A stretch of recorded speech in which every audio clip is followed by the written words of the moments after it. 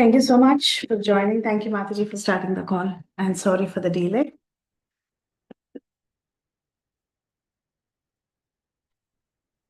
We're good to start, Mataji?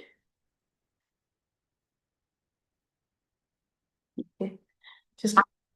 Yes, Mataji, go ahead. Thank you.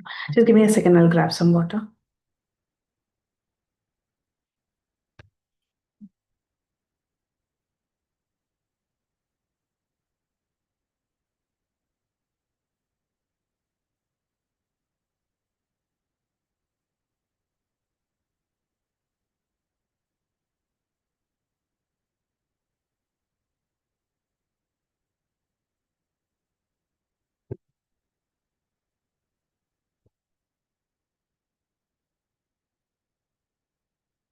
ॐ अज्ञानतिमिरान्धस्य ज्ञानाञ्जनाशलाकया चक्षुरुन्मीलितं येन तस्मै श्रीगुरवे नमः। मुखं करोति वाचालं पङ्गुं लङ्घयते गिरिं यत्कृपातमहं वन्दे श्रीगुरुं दीनतारिणं परमानन्दमाधवं कृष्णचैतन्यमीश्वरम्। नमो विष्णुपादाय कृष्णप्रेष्ठाय भूतले श्रीमते भक्तिवेदान्त स्वामिन्निति नामिने। नमस्ते सारस्वते देवे गौरवाणी प्रचारिणे निर्विशेष शून्यवादी पाश्चात्यदेशतारिणे। जय श्री कृष्ण चैतन्य प्रभु नित्यानंद श्री अद्वैता गदाधर श्रीवासादि गौरभक्तवृंदा। हरे कृष्णा कृष्ण कृष्णा हरे हरे, हरे रामा राम राम हरे हरे। वासुदेवाय ॐ नमो भगवते वासुदेवाय ॐ नमो भगवते वासुदेवाय। नारायणं नमस्कृत्य नरं चैव नरोत्तमं देवीं सरस्वतीं व्यासं ततो जयमुदीरयेत्। नष्टप्रायेषु अभद्रेषु नित्यं भागवतसेवया भगवती उत्तमश्लोके भक्तिर्भवति नैष्टिकी। कृष्णाय वासुदेवाय देवकी नन्दनाय च नन्दगोपकुमाराय गोविन्दाय नमो नमः। So we are continuing our study of Bhakti Vaibhav, and today we are going to start a new chapter, the passing away of Bhishma Dev in the presence of Lord Sri Krishna. But before we get started, I just have a question if someone would like to answer. How did the previous chapter end? Anybody knows? Anybody remembers? Yudhishthir Maharaj was very upset and he blamed himself for the war Yes, and all the people. Yes, Yudhishthir Maharaj was blaming himself. He was thinking he is responsible for all the massacre. So at that time, who tried to convince him that he's not responsible? Lord Krishna tried, all the sages tried, including Vyasadeva. Yeah, so was it successful? Failure. Failure. Why? How come Krishna became a failure? The Lord had some other purpose there, goal there. What was the other hidden agenda there? Yes, others are Glorifying also Bhishma Dev. glorifying Bhishma Dev. Very nice. Any other thoughts? Glorifying Bhishma Dev. Yes, Nisha Mataji and Saudamani Mataji. Yes, Mataji, he wanted Bhishma Dev to talk to Yudhishthira Maharaj and pacify him and give him instructions because Krishna wanted to glorify Bhishma Dev. Wonderful. Wonderful. Yeah. Thank you, Mataji. And Saudamani Mataji, do you want to add? Yeah, same thing, Mataji. The Krishna wanted glories of Bhishma Dev to come out so that everyone knows. Because there was a part, Mataji, where many people may misunderstand Bhishma Dev.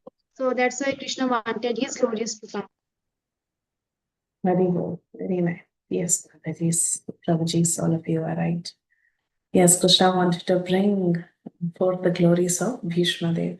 So that's how the previous chapter ended. So obviously, this chapter is going to be about Bhishma Dev. And at this point, Bhishma Dev was on the bed of arrows, and he was about to give up his body. But then he also had another agenda in his mind.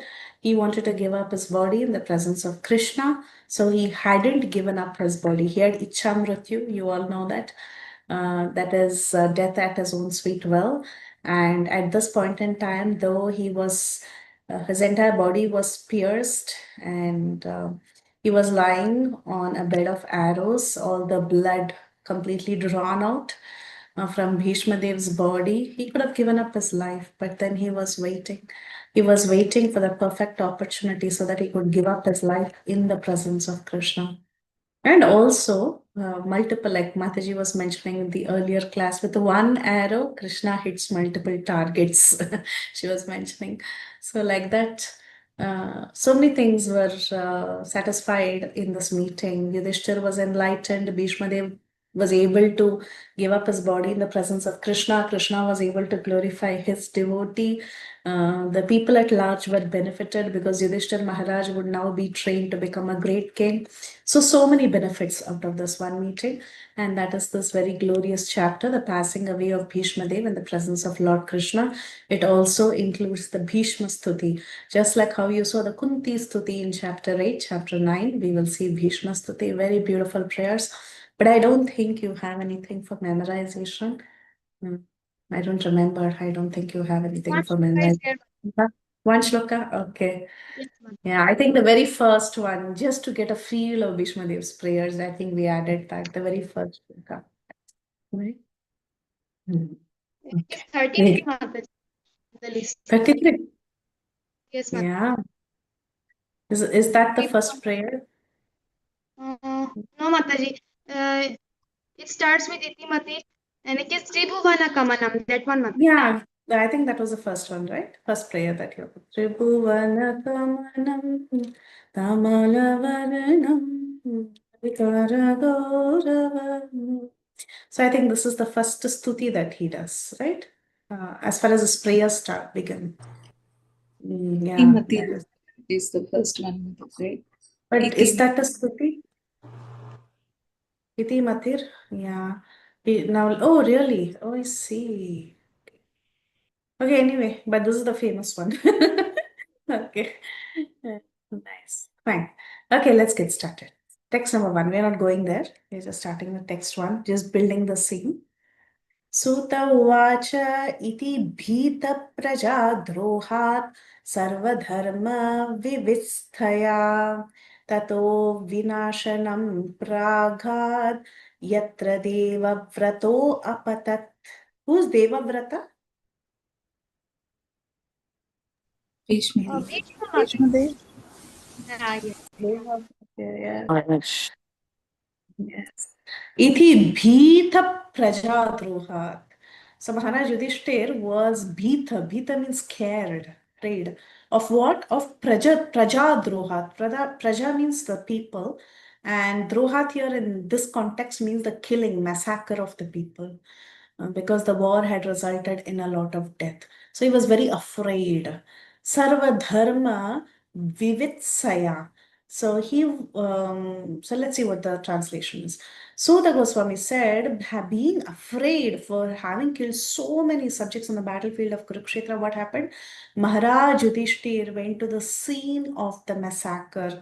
There he saw Devavrata, Bhishma Dev, lying on a bed of arrows.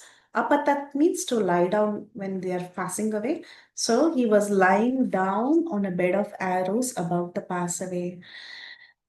So this was the situation. Yudhishthir Maharaj went to the battlefield. He went close to Bhishma Dev, who was lying on a bed of arrows. He was ready to pass away. This is the context. Now, Prabhupada, in the purport, he's telling that in this 9th chapter, as it is willed by Lord Krishna, it was all Krishna's desire. So how come when the Supreme Personality of Godhead is giving some instructions, someone cannot assimilate the instruction, someone doesn't listen to Krishna. Someone doesn't listen to Krishna because it is the will of Krishna. If someone listens to Krishna, it's the will of Krishna. So here it is the will of Krishna that Yudhishthira shouldn't listen to him. Krishna had decided that in his mind. So in this 9th chapter, it is willed by Lord Krishna that Bhishma Dev is the one who will impart instructions to Yudhishthira Maharaj on what? On the subject of occupational duties. Not only that, Bhishma Dev spoke on multiple topics. Okay, he spoke on many topics. He spoke on Rajaniti, he spoke on Stri Dharma, he spoke on Varnashrama Dharma, he spoke on the Vishnu Sahasranama. So he spoke on multiple duties.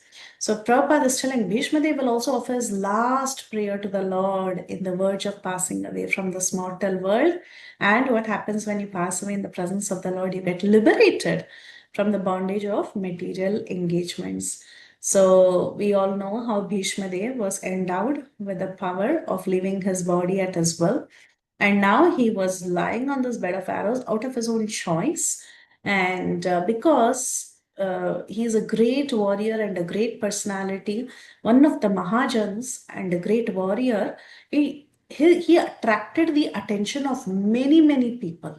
Okay, many sages, many kings, many Prabhupada says contemporary elites, such great personalities, understood that Bhishma Dev was going to give up his body and they all wanted to come there. So they all assembled there to show their feelings of love and affection for the great soul who is Bhishma Dev. And so did the Pandavas also come there. Text 2. तदा ते भ्रातरः सर्वे सदस्वैः स्वर्णभूषित अन्वगच्छन् रथैर्विप्रा व्यासे धौम्याद्ययस्तथा तथा भ्रातरः सर्वे. So who went first? In the first verse we saw Yudhishthir Maharaj went. So along with Yudhishthir, who all went? All his brothers, Bhratara. All his brothers also went. And how did they go? They went with Sat Ashwaihi, their own horses, first class horses, Ashwa's horses. So drawn by first class horses in their chariots, they all went. And not only did the brothers and Yudhishthir go, but also Vyasa and Dhaumya, they also went.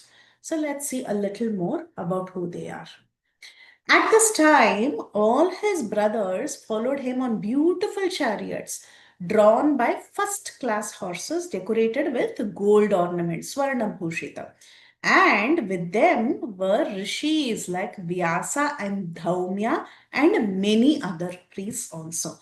This Dhaumya was one of the priests in the assembly of the Pandavas. You all know when Pandavas were exiled to the forest, Dhaumya Rishi also accompanied them. Okay, and Vyasa is always closely related to the Pandavas. He is in fact the actual father of Pandu, Dhritarashtra and Vidura. So they are all very close family members and very always together. So Vyasa and Dhaumya, who's also like the Kulaguru, they all went together along with the Pandavas. भगवानपि विप्रऋषे रथेन स धनञ्जय स तैर्व्यरोचित नृप कुबेर इव गुह्यकै. So Kuvera iva Guhyakai. You all know the followers of Kuvera are the Guhyakas. They are different kinds of followers. Actually, Kuvera also, he has different followers. Yakshas, Guhyakas, Krodhashvas, these are all the different followers of Kuvera. Kuvera is the king of riches and he has his own set of followers. So when this Yudhishthira Maharaj was going in his Ratha along with Dhananjaya and Bhagavan Sri Krishna, not only did the Pandavas go, not only did Vyasa and Dhaumya go, but Bhagavan, the Supreme Personality of Godhead, he also along with Dhananjaya, who's Arjun, they all went. And how was Yudhishthir Maharaj looking? Yudhishthir Maharaj was looking like Kuvera, followed by his companions who are the Guhyakas. So it was a very beautiful scene of all of them going. Anyone wants to read the translation?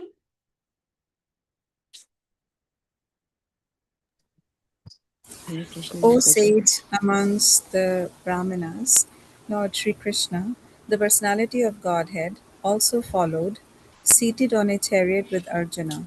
Thus, King Yudhishthir appeared very aristocratic, like Kuvera surrounded by his companions, the Gohiyakshas. Hare Krishna. Hare Krishna.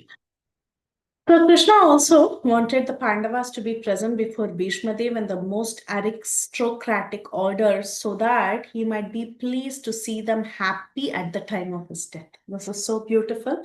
Krishna wanted Pandavas to be in the presence of Bhishma because also Bhishma would be very happy to see Yudhishthir throned. It was Bhishma's desire to see a good king take up the throne. So Krishna was thinking it is actually very good. So many purposes are fulfilled by this one meeting.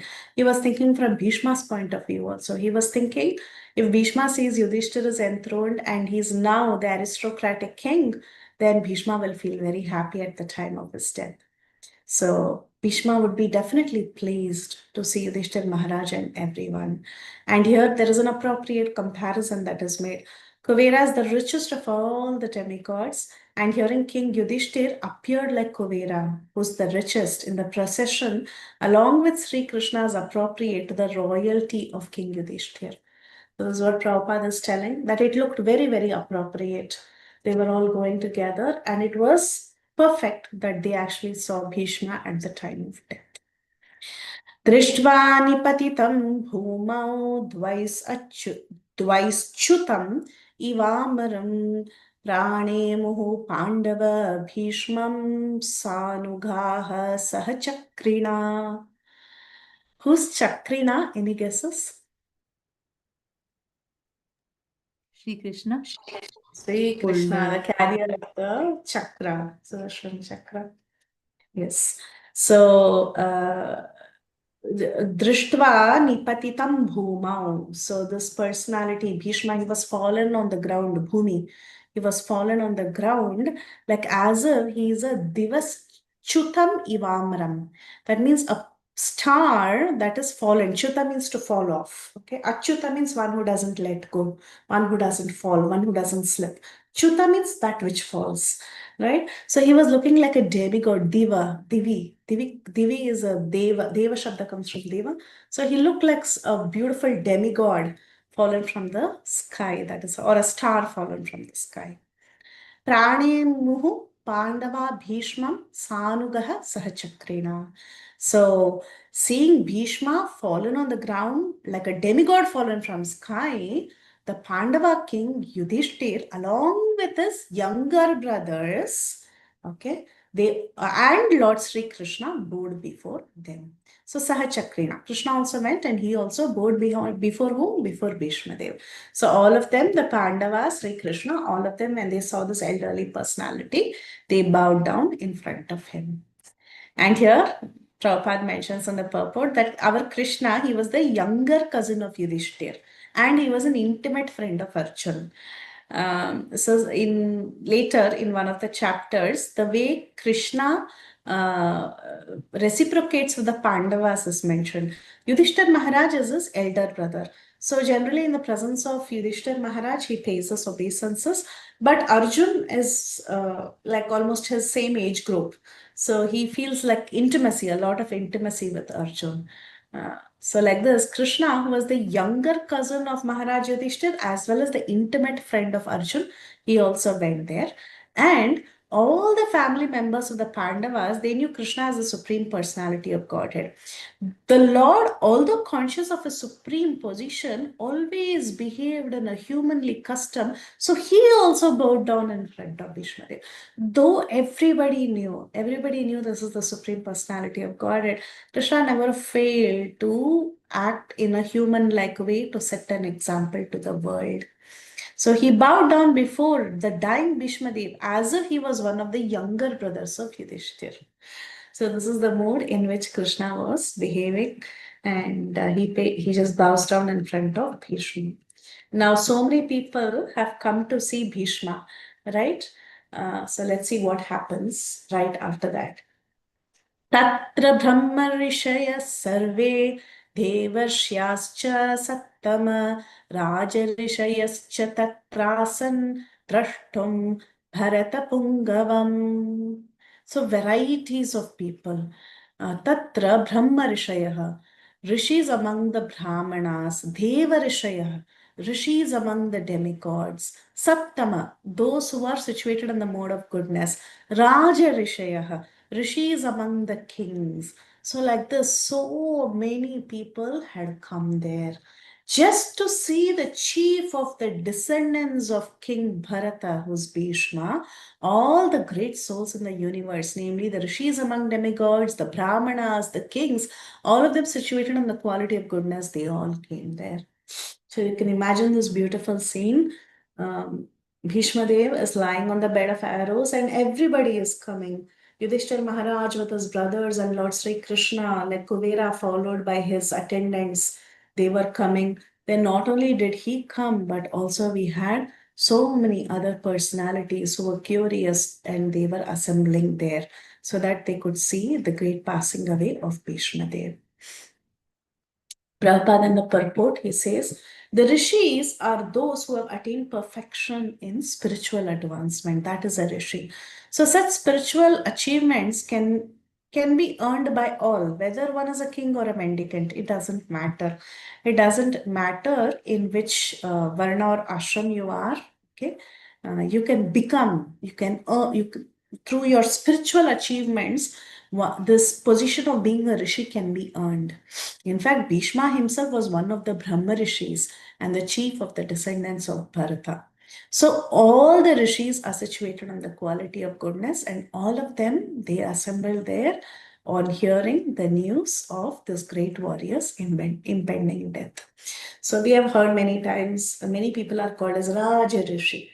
Dashrath Maharaj is also called as Raja Rishi. Janaka Maharaj is called as Raja Rishi. Devarshi Narada, they say, right?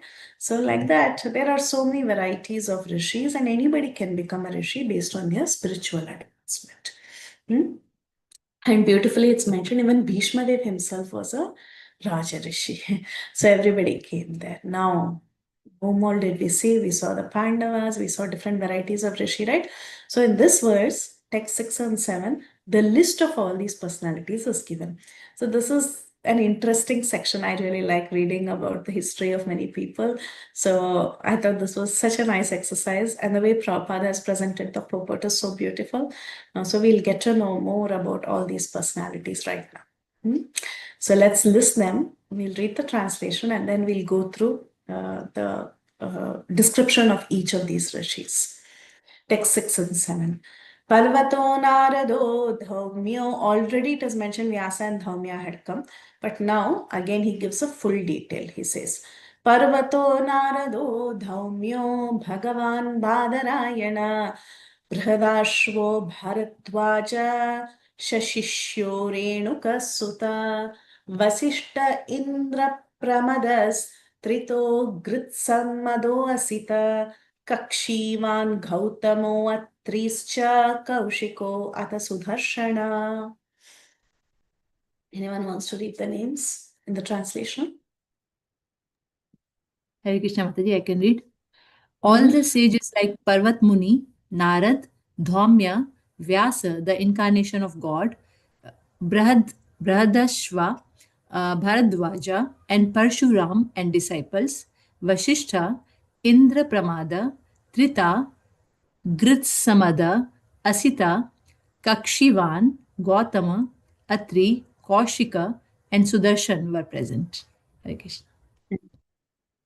This purport is interesting. So I would like to summarize the purport. And if you have, there are many little stories also.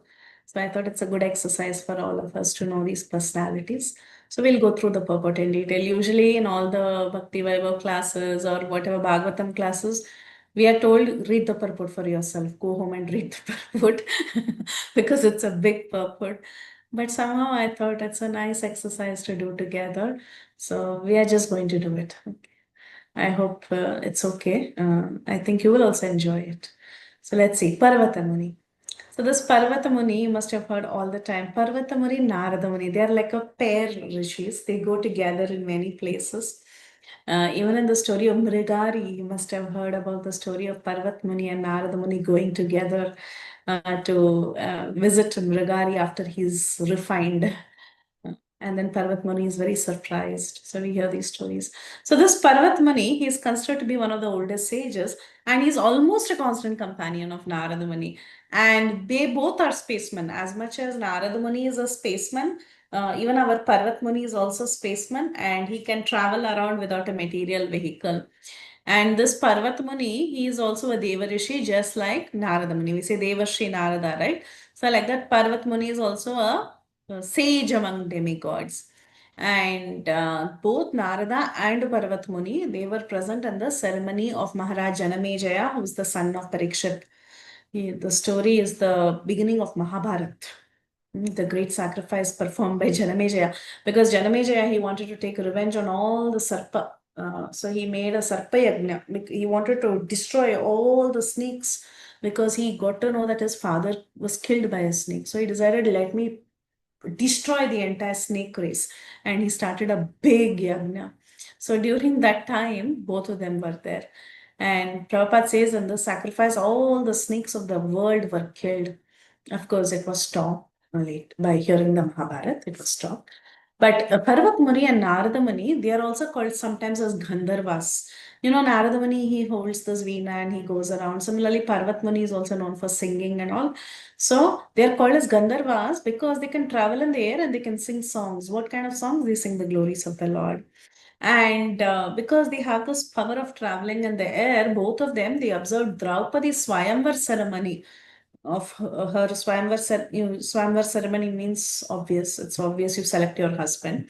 So from the air itself, they could observe the Swayamvar ceremony of Draupadi. And from time to time, they also go and visit the royal assembly of Indra. And as a Gandharva, sometimes they also visit the assembly of Kuvera, who's one of the demigods. And both Narad and Parvatamani, once they were in trouble because of the daughter of Maharaj Srinjaya. And there's a story, it's interesting. I was just trying to find out what it is. But the story says that this Maharaj Srinjaya, he had a daughter by the name Shuchishmati. Shuchishmati means one who smiles beautifully. And both Parvat Muni and Narada Muni fell in love with her. So they started fighting and they had some cursing and counter cursing that you will not be able to enter heaven, you will not be able to enter heaven, and so on. So there was a little fight also between the two of them. And of course, Maharaj Srinjaya, later he desired to have a son, and he got a benediction by Parvat Muni, and later that child was also protected by Narada Muni. There are some side stories like that. So both of them, once they had a trouble because of the daughter of Maharaj Srinjaya, but also they are known as good friends, good companions, and they are always together. Mm. So that is about them. Then obviously, the next person would be Narada Muni.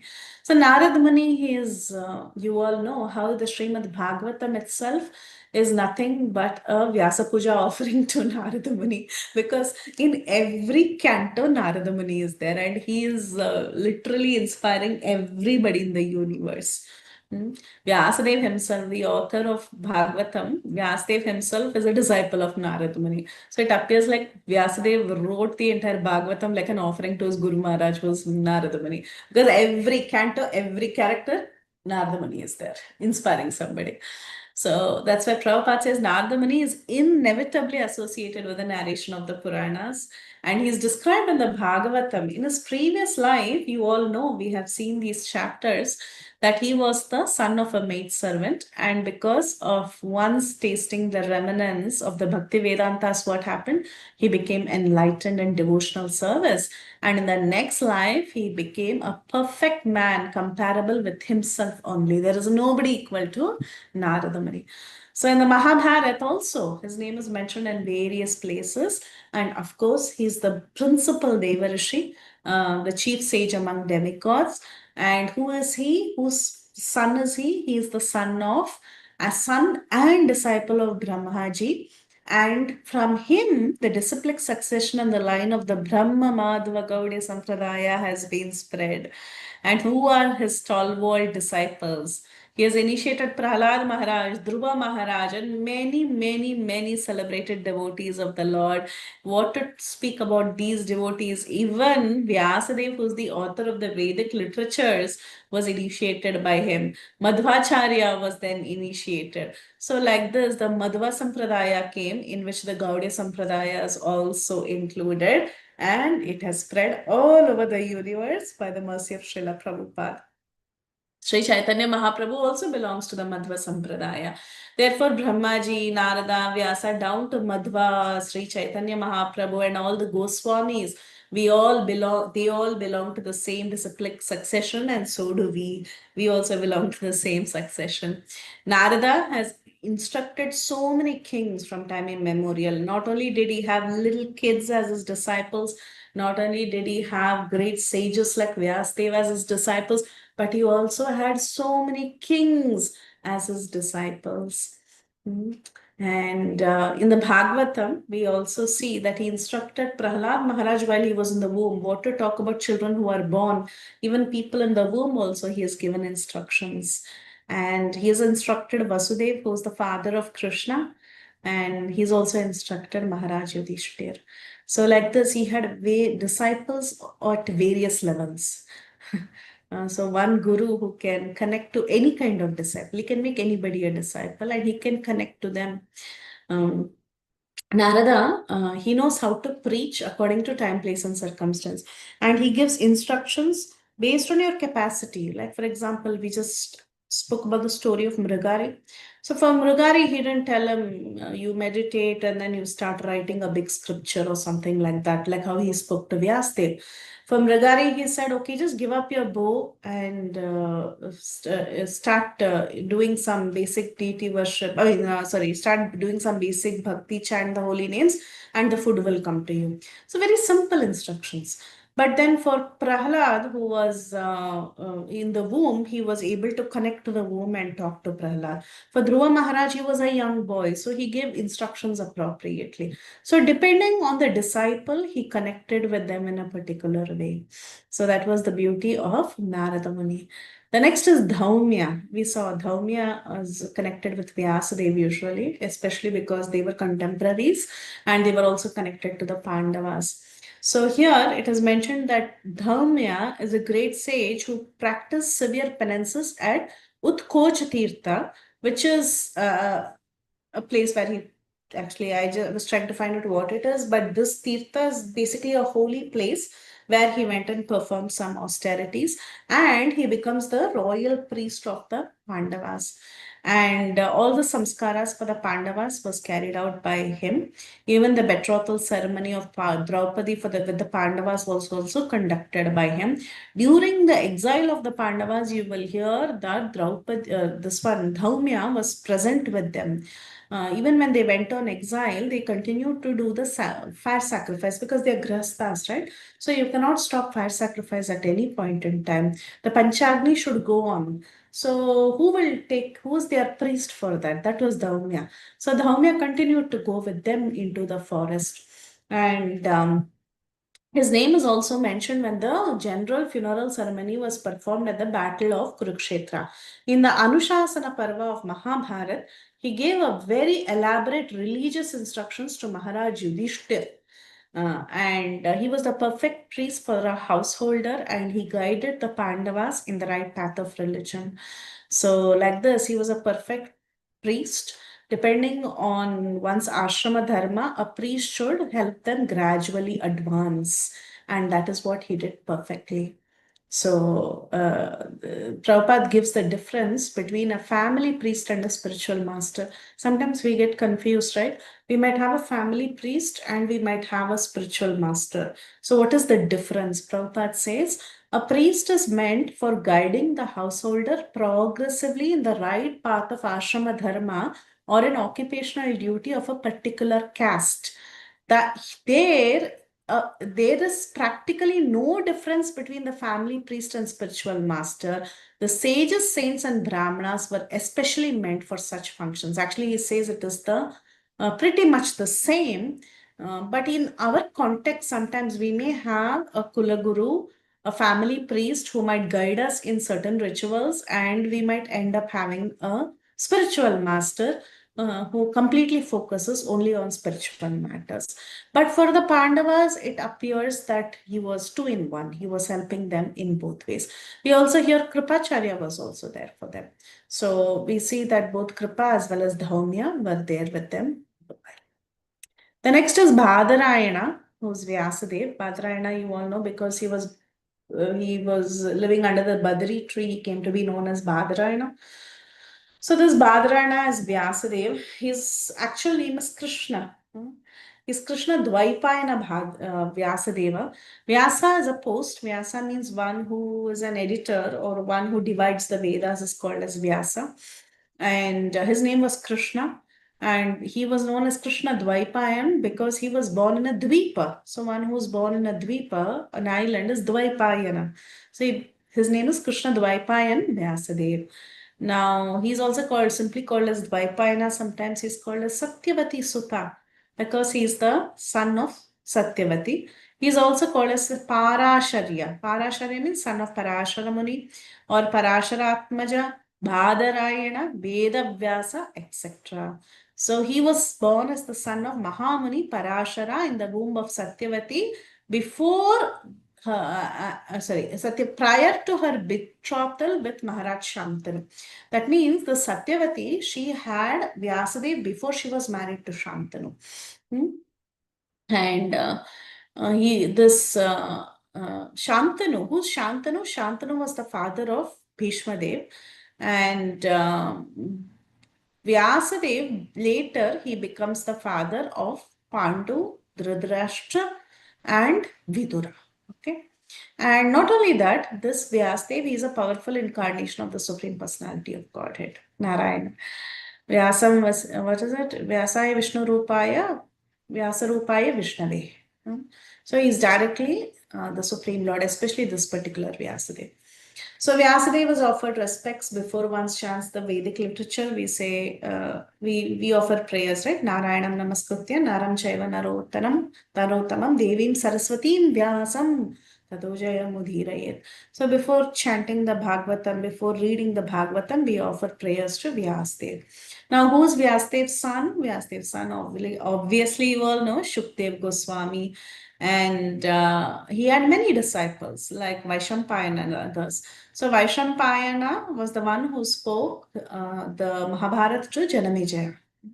So Vaishampayana is a disciple of Vyasadeva. And he is also the author of the great epic Mahabharata. Not only did he write Bhagavatam, but he also wrote Mahabharata. What else did he write? He wrote the Brahma Sutras, which is also called as the Vedanta Sutras or the Badarayana Sutra after him. It's sometimes called as the Badarayana Sutras. So all this was compiled by him, and he is very respected author among all the sages. And he is very famously known for the great epic Mahabharata, especially for the welfare of the people in the age of Kali. And by the order of Brahma, our Ganesha, he took up the charge of noting down the dictation of Vyasadeva. And Vyasadeva told, I want an author or somebody to write it down who will not stop even for a moment, because I'll keep saying and that person has to continuously write. I will not stop the dictation even for a minute. So give me a suitable scribe. And that is when Vyasa, he sends Ganesha. So Ganesha, he becomes the scribe. And Mahabharata was compiled as a joint endeavor of Vyasa and Ganesha. So both of them take credit for compiling the Mahabharata. And then by the order of his mother Satyavati, later he was married, by the order of his mother Satyavati, who was later married to Shantanu, and also by the request of Bhishma Dev, the eldest son of Maharaj Shantanu, by his first wife, the Ganga, he begot 3 brilliant sons whose names are Dhritarashtra, Pandu, and Vidura. And Mahabharata was compiled by Vyasadeva after the battle of Kurukshetra and after the death of the heroes of Mahabharata. So this it was compiled in after the battle of Kurukshetra and after the death of the heroes of Mahabharata. It was first spoken in the royal assembly of Maharaj Janamejaya, the son of Maharaj Parikshit. So Janmejaya, he was the recipient of the Mahabharata. He was the first one who heard the Mahabharata. Brihadashva. So let's see who Brihadashva is. He's an ancient sage who used to meet Maharaj Yudhishthir from time to time. When Maharaj Yudhishthir was in the forest for 14 years from time to time, many people would go and meet him, and Brihadashva was one of the sage. And first of all, he met Maharaj Yudhishthir in Kamyavan. The Pandavas, they were in Kamyavan for a long time actually. Before they proceeded, when Arjun wanted to go to Himalayas, perform austerities, get the Pashpatastra, and then go to heaven. Before that, they were in Kamyavan. And Brihadashva, the sage who narrated the story of Nala Damayanti. You all know this very famous love story, Nala Damayanti. Because why the story was narrated to Yudhishthira Maharaj?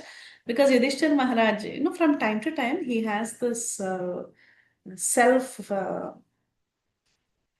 he goes on a guilt ride. Everything is because of me. You see that characteristic is very common with Yudhishthir Maharaj. Now he was feeling that, right? He was just feeling that right now, saying that, oh, because of me, so many people died. Then afterwards, again, he'll feel the same thing. He'll say, oh, because of me, Dhritarashtra and Gandhari, they left all because of me. They left and they went away to the forest. Like that, he'll go on self-blame and lot of guilt trips. So again, he was in a terrible guilt trip phase in the forest, and he was telling, "Oh, all because of me. This gambling match had to happen, and now we are in the forest." And who's suffering more than me? Especially my wife Draupadi. She's a princess, and now she has to suffer like this. And I'm the biggest fool. I'm the one who lost the gambling match. No one can be worse than me. So he went on and on and on. And then Brihadashva had to inspire him and tell him, okay, your situation is not all that bad. So sometimes when we hear someone else's situation, we feel our situation is much better. So like that, Brihadashva, he tells the story of Nala Damayanti. He says, what do you think? There are worse cases. Nala, he went and he lost a gambling match. He lost everything. For some time, he was with his wife Damayanti in the forest. And then there also he left Damayanti and they got separated.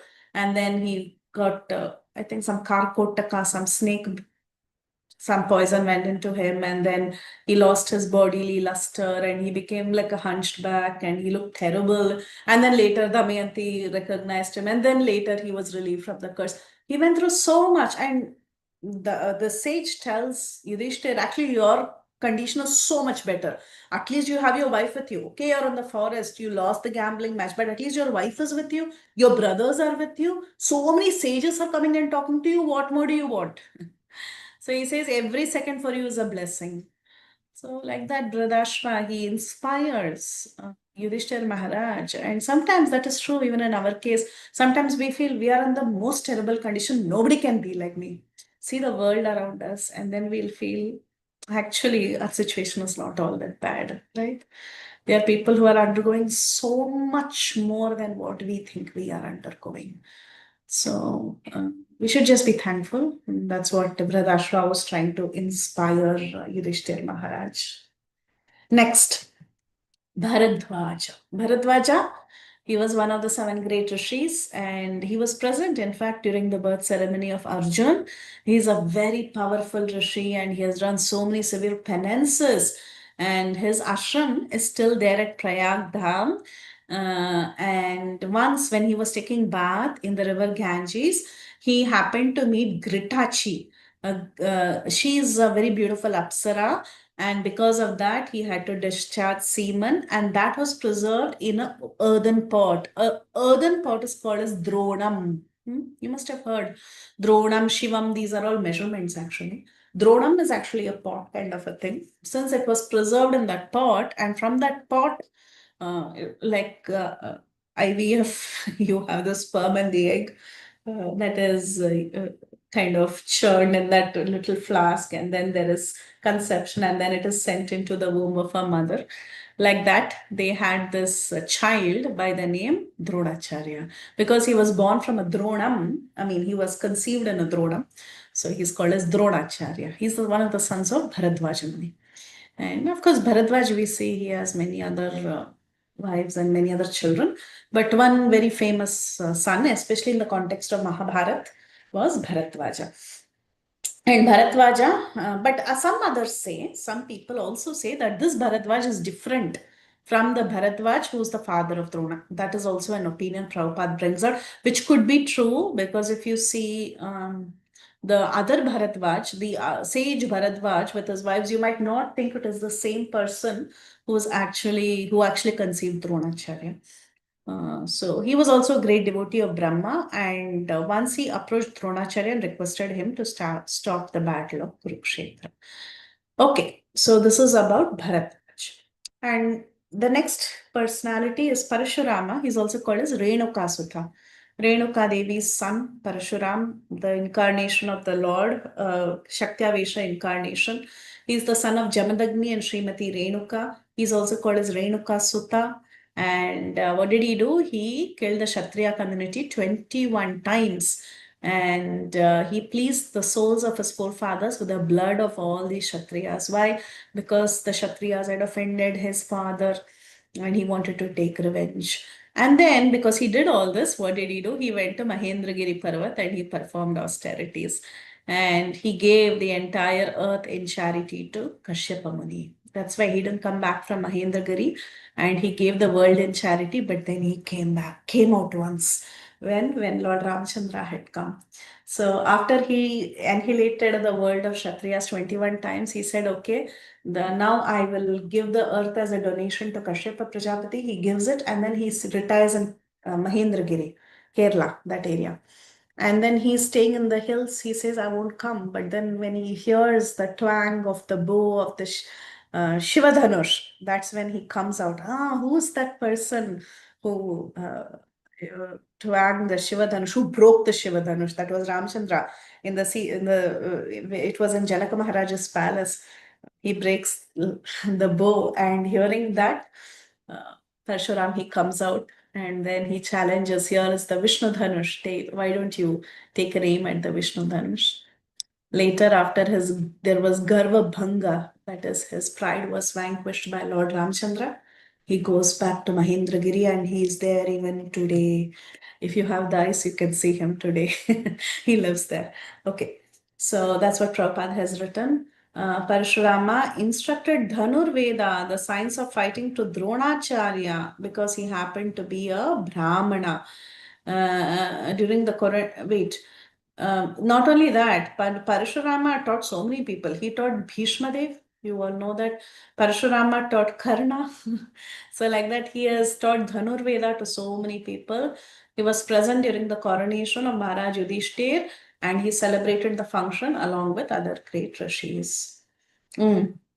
Parashurama is so old that he met both Rama and Krishna at various times. When did he meet Krishna? Mataji, When is he it gave in the Sudarshan Chakra to Krishna. Yeah. When he gave Sudarshan Chakra to Krishna.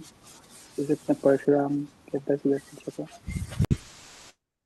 Is it? Okay. Yeah. Maybe. I'm not sure. There was a story like Parshuram comes to meet Lord Krishna, and he handed over his chakra to him. Oh, okay. Take your chakra now. Like you have done so many of pastimes. Leela ho gaya, abhi now you take the responsibility of the things. I see. I mean, there is a story, I'm sure. Nice. Yeah. Anything else? Anyone wanted to add? Someone else also unmuted. Mataji, I'm thinking he's meeting him right here, where when they go to see Bhishma Dev. Yes. Yes. Definitely most obvious. Yes. I didn't even think like that. Yes. Anything else? That's the easiest guess. Yeah. So must be, yeah, these episodes you must have met. Yes, definitely. Thank you both. Thank you, both of you. Yeah. He fought with Ram, but he accepted Krishna as the supreme personality of Godhead. Really? I didn't know that. Okay. He fought with Ram, but he accepted Krishna as the supreme personality of Godhead. He also praised Arjun when he saw him with Krishna. So, yes. Okay. Bhishma refused to marry Amba, who wanted him to become her husband. And Amba met Parashuram. You all know the story, right? Amba meets Parashuram, and by her request only, and he asked Bhishma Dev to accept her as a wife, but Bhishma refused to obey the order. You all know the fight between Bhishma and Parashuram. So Parashuram fought with Bhishma Dev when Bhishma neglected his warning, and both of them fought severely. And at last, Parashuram was pleased with Bhishma, and he gave him the benediction to become the greatest fighter of the world. So Parashuram's story is very nice. Vasishta Muni. Yeah, you all know, Kulaguru of the Surya Vamsha. He is a very great, celebrated sage among. Yes, Satyam Prabhu. Mataji, I will forget, so I will ask the question. Maybe you can respond, like, or reply later at the end of the class. So, Mataji, Parashuram taught this whatever the Astra thing, like bow and arrow, to Bhishma Dev. But Bhishma Dev was also a Kshatriya, right? But when he taught Karna, like he was saying, like, I mean, as we heard our seen that Mahabharata series and things like that, that he was angry with Karna because he was a Kshatriya, and kind of he was saying like he only teach to Brahmanas and non-Kshatriyas, something like that. Where is this? See, I was thinking, like, is there a discrimination here? Karna was also Kshatriya, But Bhishma Deva was also Kshatriya. yeah, but we should understand Bhishma Dev, he also stayed in the heavenly planets till he came to of a certain age. Ganga Devi had left him with, I think he learned from Brihaspati. So he is like somewhat like a celestial personality. So he was not under the strict regimen of being a Kshatriya in one sense till he came back to Maharaj Shantanu. So he had the access to learn from different people, in different sciences from different people, because he was the son of Ganga Devi.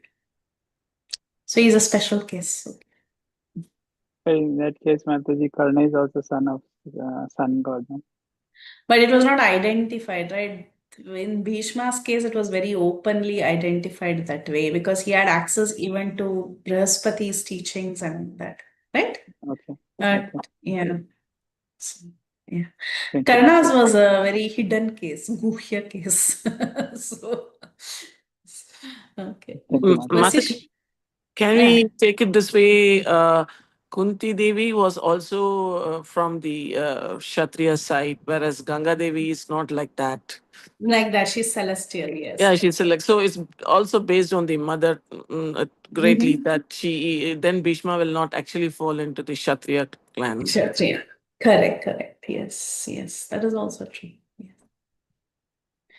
Okay. Yeah. Vasishta. You all know Vasishta. He is Brahma Rishi Vasishta. And he was there during the Ramayana and Mahabharata periods.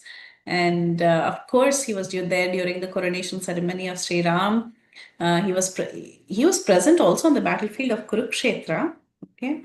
This is what Prabhupada is telling. He could approach all the higher and lower planets. And this I could not find out. If somebody can find out, let me know.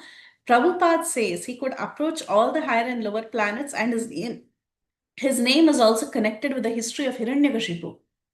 Anybody knows? I couldn't find out. I really tried a lot. I couldn't find out. If at all anyone gets to know, please let all of us know. Okay. How Vasishta was connected to Hiranyakashipu, or what story they had in common.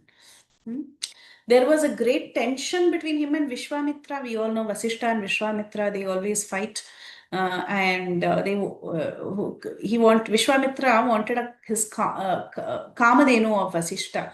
And this story is so beautifully said in the Ramayana. In the Valmiki Ramayana, there's a big section that describes the fight between Vishwamitra and Vasishta, and how with his Brahmadanda, Vasishta with his Hunkara, He fought with Vishwamitra, and Vishwamitra was defeated.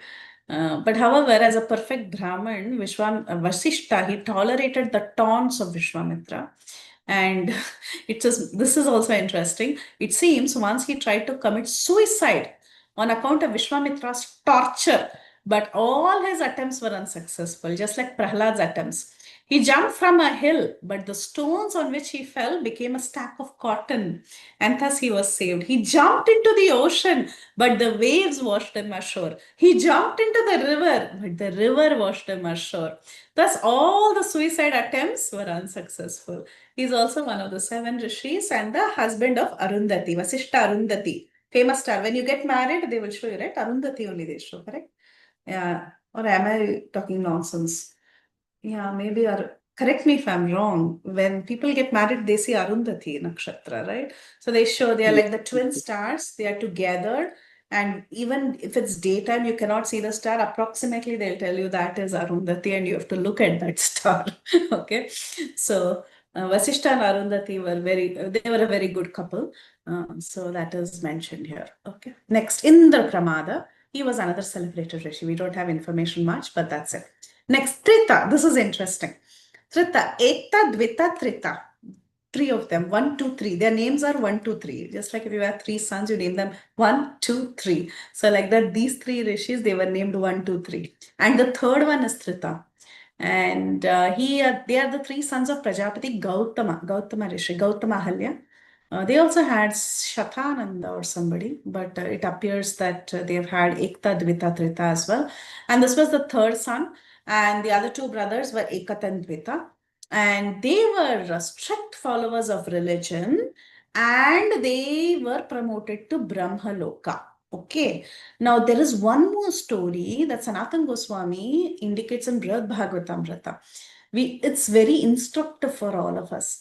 This Ekta, Dvita, Trita, once they went to the ocean of milk and they wanted to get a darshan of Vishnu. You all know this, right? When demigods want help, they go to the ocean of milk. And Brahma goes along with the demigods, and Brahma himself is only hearing the voice of Vishnu. So this Ekta, Dvita, and Trita, they went all the way there and they wanted to see this Vishnu. But Vishnu said, I will not show myself to you. Just the voice came and he said, I will not reveal myself to you. And he tells them, unless you perform bhakti, you have to go perform devotional service, then only I will reveal my personal form to you. Otherwise, you will just see this bright light.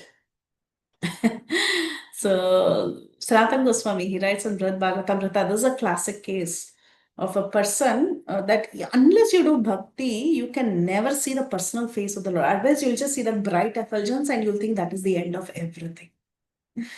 Okay, one more story is there. Once Trita Muni, he fell into the well. He was an organizing worker of many sacrifices, and as one of the sages, he also came to show respect to Bhishma Dev at the time of death. He is one of the 7 sages in Varunaloka, and cool fact, he hails from the western countries of the world. He probably belonged to Europe, is what Prabhupada says. And he says at that time, the world was under one Vedic civilization, everybody. So in some places, Prabhupada says, oh, Kashyapa, he was near the Caspian Sea. Like that, Prabhupada gives a little tidbits everywhere. All throughout his purports, you'll find these little things about different people in different lands. So Trita, he was from the European countries. The next is Gristamata. He was one of the sages in the heavenly kingdom, and this is another cool fact about him. He looked very much like Indra. So people would get confused between him and Indra, and in fact, especially Indra's enemies would sometimes get confused. And he used to visit the royal assembly of Yudhishthir, and he also came to this place where Bhishma was breathing the last. And he was the son of Vitahavya, and he resembled the features of Indra. He was a great scholar of the Rig Veda, and he was highly respected in the Brahminical communities, and he was a celibate. Okay. So this is about Gristamara. The next is Asita Devala. You've heard this, right? Asita Devala, all these munis. So Asita, there was a king of the same name, but here in Asita is mentioned as Asita Devala Rishi, a great powerful sage at that time. He explained to his father 1,500,000 verses from the Mahabharata. He was one of the members of the snake sacrifice of Janamejaya, and he was also present during the coronation of Maharaj Yudhishthir along with all the rishis. He gave Maharaj Yudhishthir instructions while he was on the Anjana Parvat, and he is also one of the devotees of Lord Shiva. This is about Asita.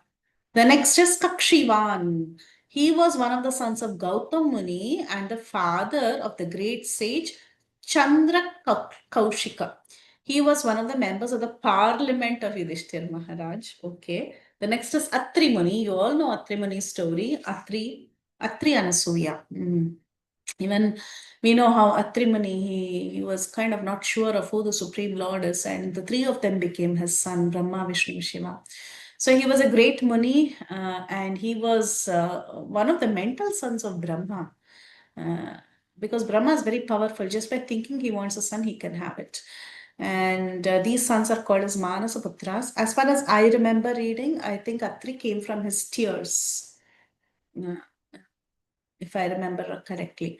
Out of the 7 Manasaputras of Brahmaji, and out of the 7 great Brahmana sages, Atri is one.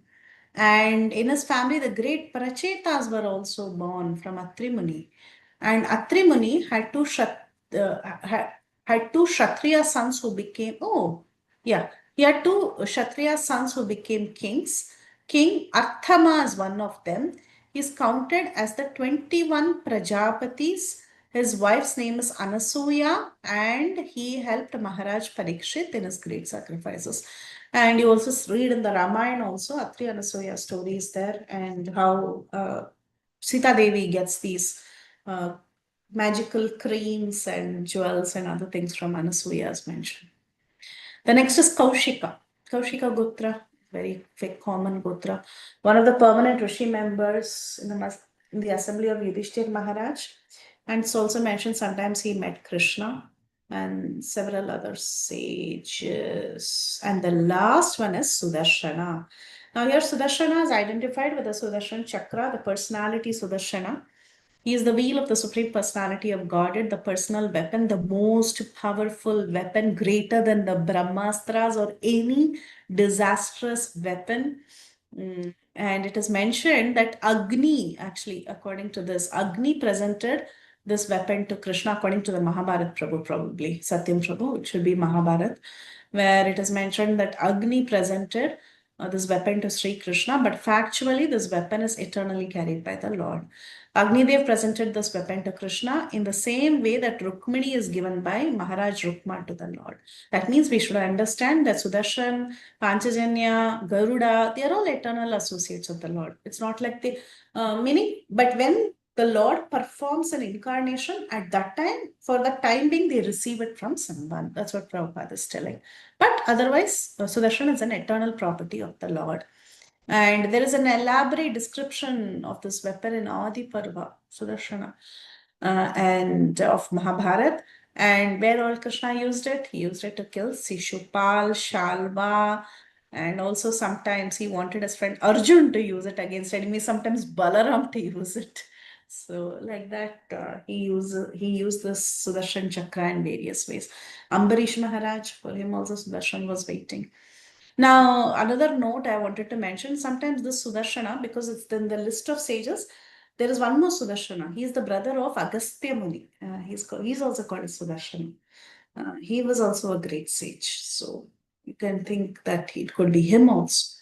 But anyhow, this is what Prabhupada has given us. Prabhupada has identified the personality Sudarshan himself came at the deathbed of Bhishma Dev. So coming back to context, text number 8. Okay, after I finish this, maybe we'll take 5 minutes. If you have some additional stories to say, you can tell, since we read such a big purport about different characters. So text 8, we'll go forward and we'll stop in a while. Anye cha munayo brahman brahmaratadayo mala shishyair upeta ajagmu kashyapa angira asyadaha.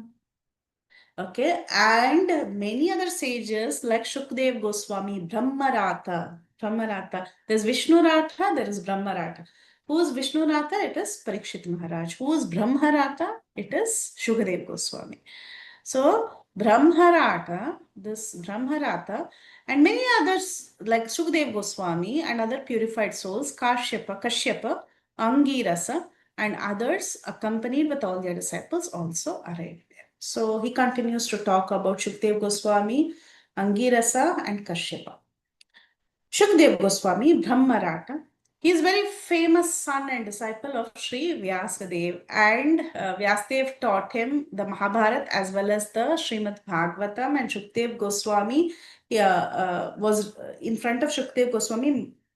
Vyasadev, he recited the 1,400,000 verses of the Mahabharata, and he also recited the Srimad Bhagavatam. And later, Shukdev Goswami recites the Srimad Bhagavatam in the presence of Parikshit Maharaj. And he studied all the Vedic literatures from his father. He was a fully purified soul. It is understood that he was present in the royal assembly of Yudhishthir and the fasting of Parikshit Maharaj, of course. This entire Bhagavatam is Shuka Mukada Amrita Dhrava Samyutam, right? So he's a bona fide disciple of Vyasadev. He inquired from his father extensively about religious principles, spiritual values, and his father also satisfied him by teaching him the way of attaining the spiritual perfection. He taught him that spiritual perfection is actually the priority, and he also told him the difference between fruitive work and empirical knowledge. And he told him about the 4 ashramas and so on. He gave him a lot of knowledge. That is what is mentioned here. What else? Here, 4 ashramas. The sublime position of the Supreme Personality of Godhead, the process of seeing Him face to face, the bona fide candidate of receiving such knowledge, the consideration of the 5 elements, the unique position of intelligence, the consciousness, the material nature, living entity. Yeah, I think these are the 25 elements. He has told him about everything pretty much. Samkhya, he's taught him everything. And then sometimes he even went to the sun planet with the permission of his father and Naradji. And descriptions of his travel are mentioned in Shanti Parva of the Mahabharata. And finally, he attains perfection. Other names for Shukdev Goswami are Aranyeya, Aruni Sutha, Vaiyasaki. This is very commonly used, right? Vaiyasaki. Vaiyasaki means son of Vyasadev. Vyasatmaja. These are common names. Next is Kashyapa, Prajapati. You all know he's Prajapati, and he's one of the sons of Marichi. One of his son-in-law, and one of the sons-in-law of Prajapati Daksha. Daksha had so many daughters, right? And he gave many of his daughters to Kashyapa. And Kashyapa, I think 13 wives or something he had. And with each of his wife, he procreated different kinds of species. So, one king can have many wives and give birth to different kinds of sons with different qualities. But here, Kashyapa Prajapati, with his different wives, he gave birth to different species also. So the bird species, the demon species, the demigod species, the snake species, like that, all the species in the world came because of Kashyapa. He's like the forefather of the entire universe, all the species in the world. So here it is mentioned that he is, of course, the father of the gigantic bird Garuda. Garuda's father is Kashyapa, and this was sweet. So there is a very nice pastime in the Adi Parva of Mahabharata that talks about how our Garuda, after he was born, he was given a task, and to relieve his mother from from servitude of towards her co-wife.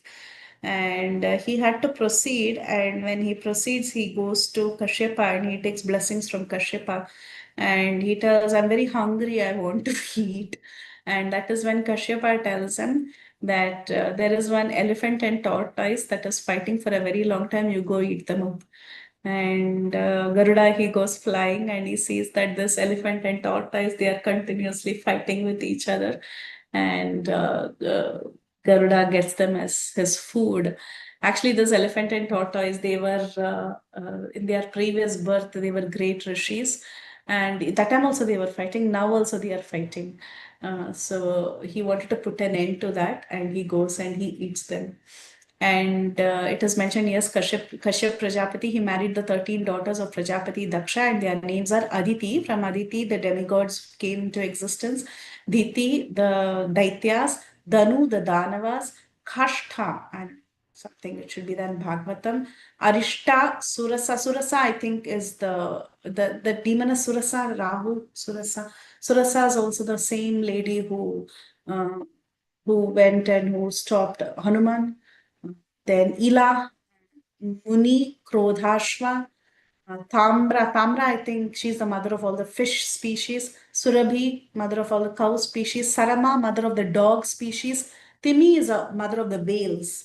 So like that, different species that will come later when we are doing this course itself, we will see how different kinds of species came into existence.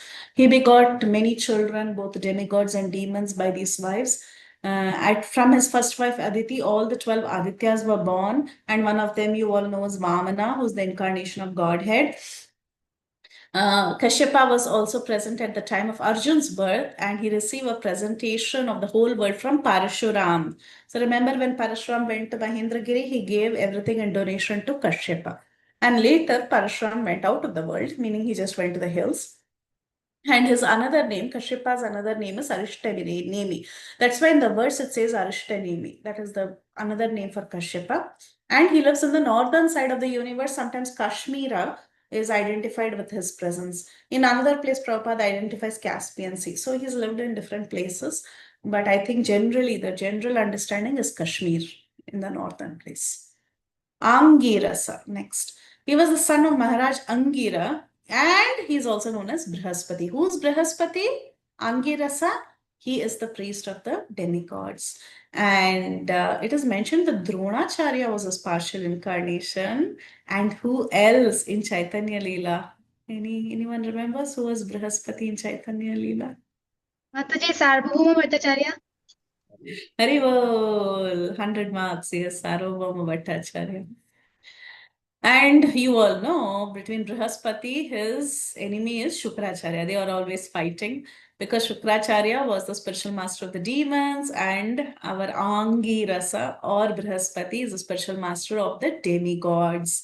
And there is another interesting story. He had a son by the name Kacha. And Kacha later, Devyani desired to actually marry Kacha. But Kacha curses Devyani, saying that you will end up marrying a Kshatriya. She was a Kacha Devayani. So you see, Devayani was the daughter of Shukracharya, and Kacha was the son of this Brihaspati. They are, in one sense, one is the guru of demigods, one is the guru of the demons. They are children. Devayani wanted to marry Kacha, but he said no. And he curses her, and then she later marries Yayati. Right? Devayani marries Yayati. So then what else? But there are some stories. We'll read all those stories in ninth canto about Kacha, something he learned, some Mrityunjaya mantra, and so many stories are there. Okay. Now Shukracharya was the spiritual master of the demons, and Brihaspati challenged him. His son is Kacha, and he delivered the fire weapon first to Bharadwaja Muni. He begot 6 sons, like the fire gods, from his wife Chandramasi. Chandramasi is identified with Tara. You all know Brihaspati's wife is Tara. Yes, they had children together, as well as later Chandra. He took Tara from Brihaspati, and he had Buddha. And this Buddha, this is all ninth canto stories. Buddha is Mercury. Chandra's son is Buddha. Moon's son is Mercury. Yeah. Anyway. And Chandramasi is Tara. She's one of the reputed stars. And what else could this Brihaspati do? He could travel in space. He could go to different lokas like Brahmaloka, Indraloka. He has advised the king of heaven, Indra, about conquering the demons. Once he cursed Indra to become a hog on earth. And what happened? Prabhupada often tells the story. Narada Muni went and asks the hog, okay, it's time for you to come back to the heavenly kingdom. But then did the hog want to go back to heavenly kingdom to become the Indra? He said, no, I'm very happy here. I am very happy with my piggy wife, with my piggy children, with my piggy food. I'm going to be here. So like this, Prabhupada often tells the story about how the material entanglement is so strong. It's very difficult to get out of this. He was the religious preceptor of the natives of various planets. Okay. Next, text number 9. Good, we're making some progress. So all these people came, and what did Bhishma Dev do? This is beautiful. We all should follow we should all learn this from Bhishma Dev. What did he do? तान् समेतान् महाभागान् उपलभ्य वसुत्तमा पूज्याम् आस धर्मज्ञो देशकाल विभागवित् देश धर्मज्ञ, he was dharmagnya. Who was dharmagnya? Vasuttama. He was a Vasu. You all know that, right? Bhishma Dev was one of the Vasus. I think Dyu, however you call him, Deus, whatever it is. He was one of the Vasus. So this Vasu Uttama, topmost of the Vasus, he's Dharmagnya. He knows everything, but according to Desha Kala Patra, he welcomed them. See, Bhishma Dev is lying on the bed of arrows. Now, so many guests are coming. They're all guests of elite status, like Prabhupada says in the purport. All of them are coming. Now, what do when a guest comes? You go to the door, you receive them, you give them a place to sit, you speak sweet words, and you offer them water. That is the general etiquette. But now, Bhishma Dev, he is lying on a bed of arrows, and he can't even get up, right? He can't do anything. He can't go running and then tell, welcome, welcome, and then give them food to eat. He can't do anything, wash their feet. He can't do anything. But then he knew perfectly religious principle, and according to time, place, circumstance, he greeted them. How? You can greet people just by nodding your head, your body language. You can say Hare Krishna just with body language, right? Welcome people. That's what he did. So Bhishma Dev, who was best among the 8 Vasus, received and welcomed all the great and powerful rishis who were assembled there, for he knew perfectly all the religious principles according to time and place. Prabhupada, he's telling expert religionists, they know perfectly how to adjust religious principles in terms of time and place. And Prabhupada is the best example of this. Based on time, place, circumstance, he's an expert. He knew how to adjust many things for the Western world. And to this day, he didn't compromise. People say, oh, Prabhupada compromised. He changed something. He didn't change anything. All these are there. The principles are already there. He only fitted the perfect principles according to time, place, and circumstance that is suitable for the West. Okay, so expert religionists, they know perfectly how to adjust religious principles in terms of time and place and circumstance.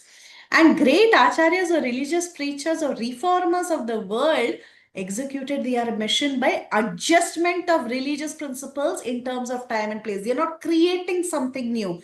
They are just adjusting the existing principles.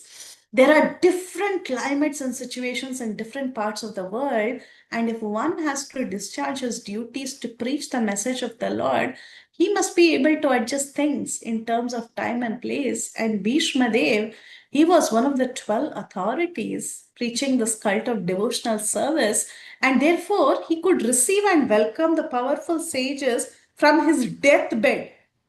He was unable to get up and receive them physically because he was not in his home or in a normal healthy condition. But however, he was fit. He was sound in his mind. Therefore, he could utter some hearty words and sweet expressions. Like that, he received everybody. So like this, one can perform your duty by physical work, by mind and words. If you're in a hospital, for example, God forbid, we don't want to be there. But if we are in a situation where in the hospital bed, you can't even get up, at least sweet words we can say. If we cannot speak, at least with our body language, with our hearty expressions, we can welcome someone. So one can perform your duty by physical work or by mind or by words. And he knew how to use all this according to time, place, and circumstance. And though he was physically unfit, he did not have any difficulty in welcoming them. Yeah, this is what we learn from Bhishma Dev. Now, this is the last verse for today, 10th verse. Because with this section will end, and then Bhishma will start talking about the Pandavas. Okay, that is a very beautiful section. He begins, Aho Kashtam, Aho Anyayam. It's a nice conversation that Bhishma Dev has. Why the Pandavas had to suffer? Such an important topic. Why such great devotees suffer? That he will discuss in the next section. Mataji will do justice on Tuesday. But today is the last verse, 10th. Krishnam chatat prabhavagnya asinam jagadishwaram hridistam pujayam masa mayayopata vigraham. Lord Sri Krishna is situated in everyone's heart. He is the Paramatma. He is Jagadishwara Hridistitam. Though he is the Supreme Personality of Godhead, he is Hridistitam. He is present in your hearts. So Sri Krishna is situated in everyone's heart, yet he manifests his transcendental form by his internal potency. This very Lord was sitting before Bhishma Dev, and since Bhishma Dev knew his glories, he worshipped him duly. So the Lord's omnipotency is displayed by his presence in every place, even within the heart. He is present always in his eternal abode, Goloka Vrindavan, and still he is present in everybody's heart, within every invisible atom. This is the omnipresence of the Lord. And when he manifests his eternal transcendental form in the material world, how does he come? He comes through his internal potency. The external potency or material energy doesn't have anything to do with this eternal form. And all these truths were known by Bhishma Dev, who worshipped him accordingly. Bhishma Dev knew that this personality, Krishna, who is in front of me, yes, maybe he is the cousin of the Pandavas. Or he might be Devaki Putra, but when he's come to this world, he has come in his original transcendental form by his own internal potency. Janma karma chame divyam. So with that divine potency, he has come here. He is not taking birth according to karma. He has come by his own will. So that transcendental form of the Lord is right in front of me, and he worships Sri Krishna, who's the Supreme Personality of Godhead. Okay, so we'll stop here, and then we'll see how Bhishma Dev has this very beautiful interaction with the Pandavas in our next session. Anyone wants to add anything, thoughts, realizations, additions, reflections? Yes, Praladananda Prabhu. Pranam Mataji. In the previous slok, Prabhupada Maharaj is mentioning about the 12 great authorities. These are the Dwadas Mahajans, where Bhishmaji also is Swayambhu, Narado, Sambhu, Kumaro, Kapila, Prarado, Janko, Bhishma, Balir, Vayasinga. So one of those 12 is Bhishma also, like Bhishma, that. yes. And Prabhupada, I mean, in that connection, Mahabharata also says, Tarko Pratishta Suto Vibhinna. So Nacha Rusir Yasya Matam Na Bhinnam. Dharmasya Tattvam Nihitim Guhayam Mahajanoyan Gata Sapantha. So Dharmasya Tattva, Dharma Bhagavan Krishna is referring as Bhakti in 9th chapter of Bhagavad Gita. Asradhana Purusa Dharmasya Paramtata. So these talking about Bhakti Dharma. Bhakti Dharma, you have to follow Mahajan Yena Gata Sapantha. So we are all following Mahajan, who is Prabhupada Maharaj, you know. And so one who follows Mahajan also becomes Mahajan. So Prabhupada Maharaj is our Mahajan. So if you follow in him, we will reach the goal of life. That is love for Lord Sri Krishna. So that was little reflection I had. Haribol. Haribol, very beautiful. Thank you so much. Yes. Nisha Mataji. Hare Krishna Mataji. Thank you for the beautiful class again. Mataji, in text 8,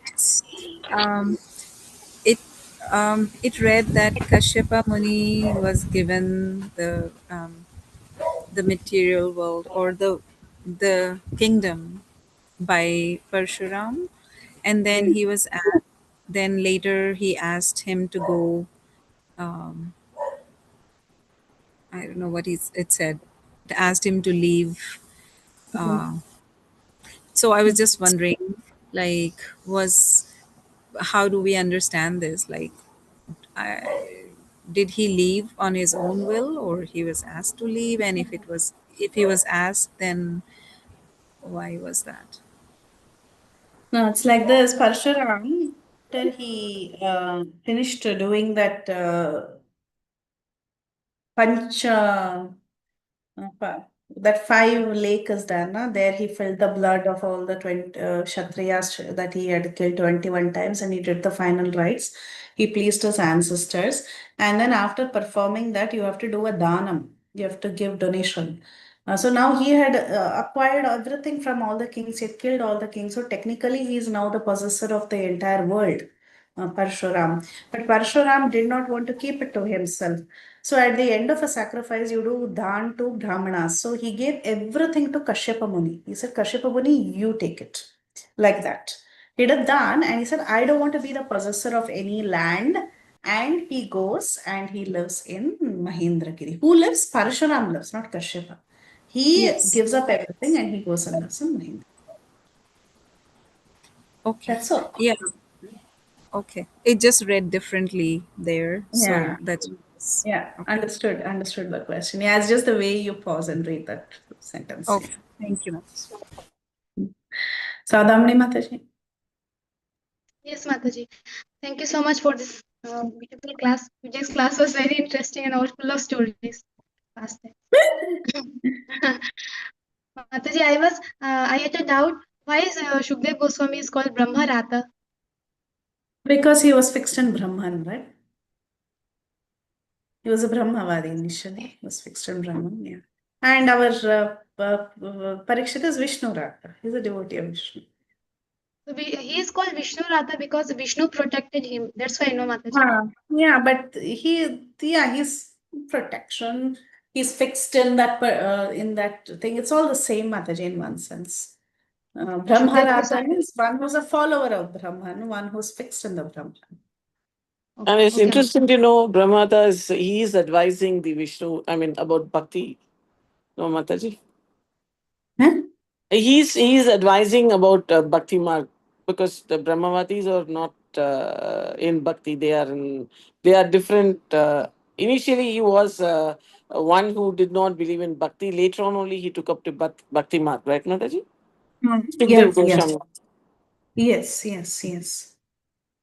Yes, you're So, right. so his title still remains as Brahmat because he was a follower of Brahma. Yeah, but he got the title, that's all. I mean, this is what I know, but if anyone knows anything more, they can. May I add, Mataji? Yeah. Okay. Yes, please go ahead. Okay. Yeah. Brahmarata, what I understand is Lord Krishna is also known as Brahma, right? Par Brahma. So, Okay, yes. Sukhdev Goswami, he said, I will not come out until somebody promises me that Maya will not touch me.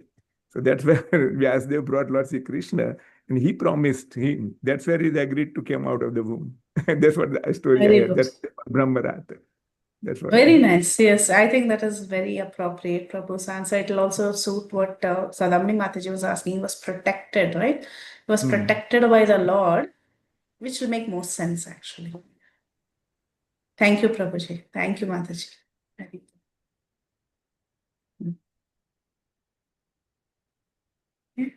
Hare Krishna Mataji, one point that you were talking about that how Vasishtha was related to Hiranyakashipu. Oh, you found out? No, I didn't find Brahmavati. anything, but just was connecting the dots, like how Kashyap was the son of Marichi. Right? And Marichi and Vasishtha, they were brothers because both were Brahma's Manasaputras. Both were brothers, Marichi and our Vasishtha. And Marichi's grandson was Hiranyakashipu. Yes. So, And Marichi, Shatgarbha, Marichi, some connection comes, no?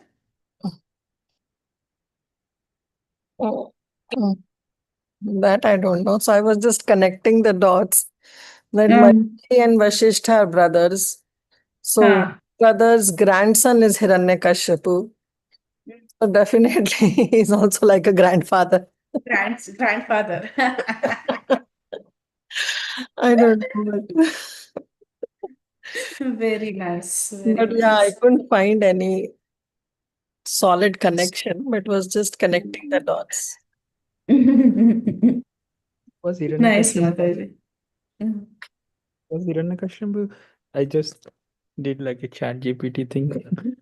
And Yes, Prabhu.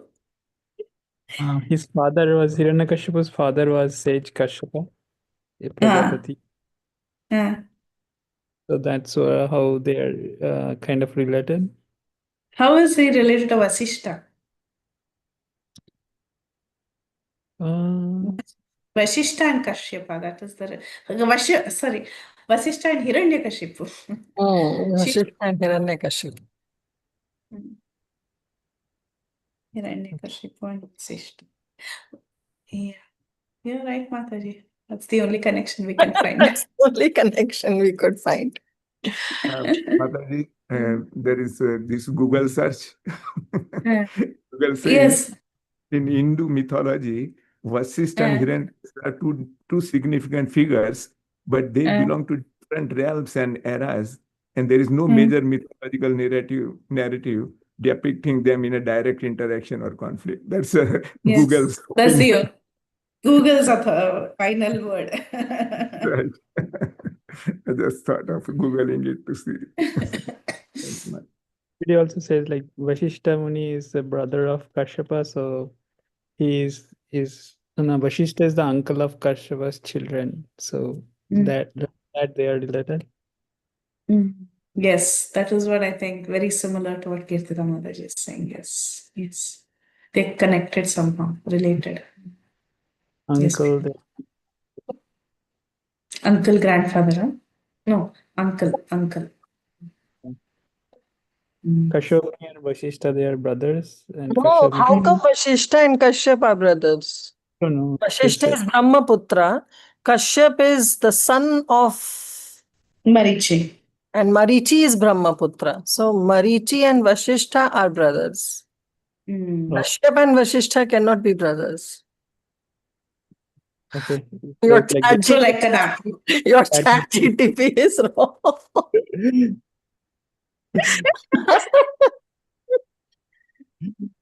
This is the example of Tarko Apratishta Sutra. This is the real example of Tarko Pratishtha. Yes. So therefore, Mahajayana Gata Sabanta. Prabhupada has written, we should follow. Yeah, that's it.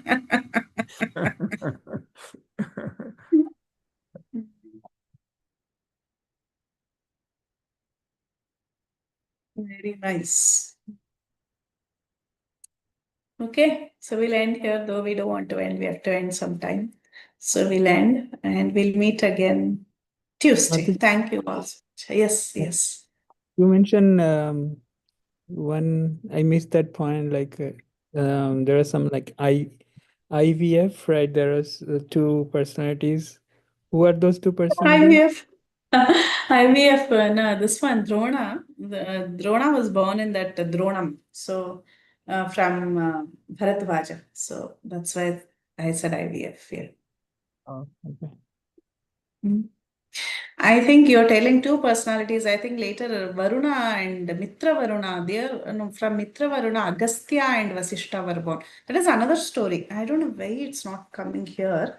Agastya and Vasishtha later, Agastya again is born again, third time. And Mitra Varuna, I thought I read that story also. I don't know why I didn't cover it while talking. That time even they were also conceived in a pot only. Agastya was conceived in a pot only. Even Drona is also conceived in a pot. So he came to be known as Drona. So a lot of IVF babies. And even the 100 Kauravas, they are also IVF babies.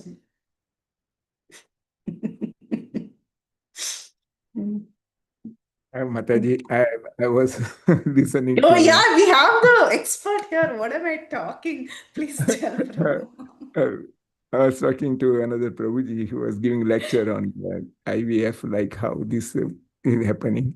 Then we came to understand that these great Rishis in previous time, they have this kind of genetic engineering abilities. Genetic engineering. How can a earthen pot work like placenta or like the receptive bed of uterus? How could that happen? But they have these powers by which Yes, could do that, and that's how the baby could survive. Otherwise, how correct. it is not possible. But they have this It's kind not of power. possible Yeah. Again, we see because in our time, we didn't have telephone facilities. Now everybody walks with a telephone in his pocket.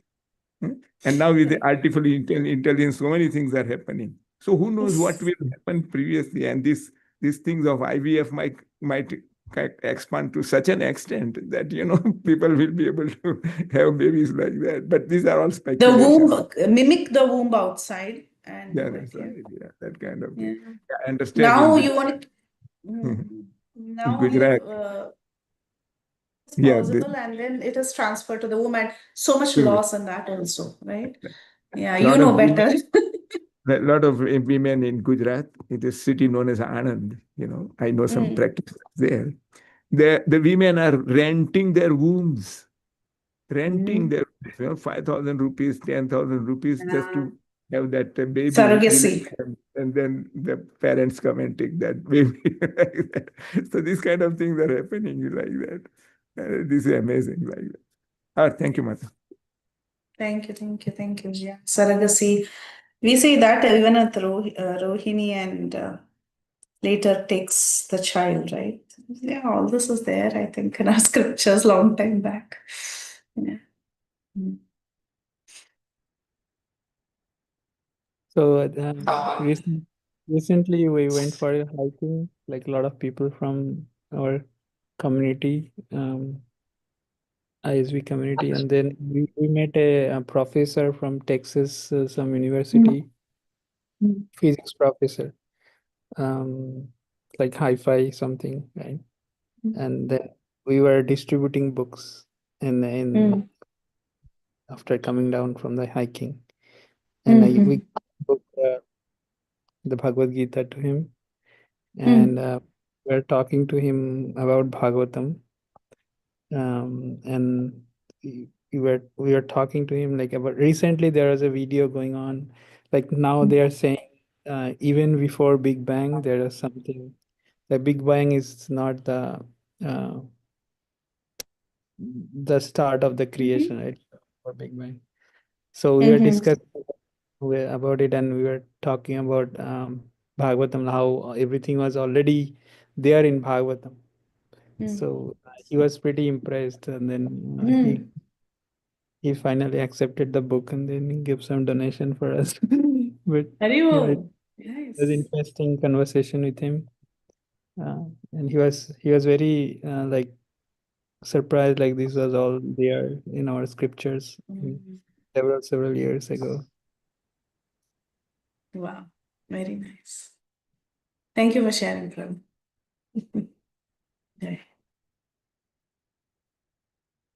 Okay, so we'll end and we'll meet again Tuesday. Panchakalpatarubhyascha kripa sindhubhyo cha paritanam pavnebhyo vaishnavebhyo namo namaha. Ananta Koti Vaishnav Vrinda ki jai, Shri Prabhupada ki jai, all glories to all the assembled devotees. Srimad Bhagavatam ki jai. Thank you so much, Mataji. Thank you so much, Mataji. Hare Krishna. Beautiful class, Mataji. Thank you, Mataji. Thank you so much. Hare Krishna. Hare Krishna.